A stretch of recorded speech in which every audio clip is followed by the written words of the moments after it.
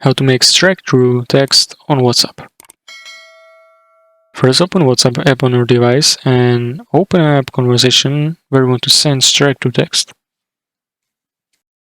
Tap on text field and start typing your message. For example, type hi.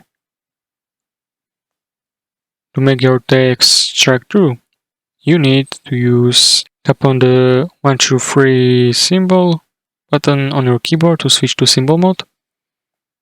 Find and tap on this symbol at the start and end of text you want to strike through.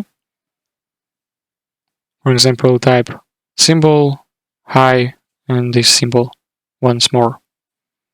If you need to move cursor, you can hold down on the space button and drag it to the correct position. You will see text in the text field show as strike-through. It should look like this. Tap on send button to send your strike-through text.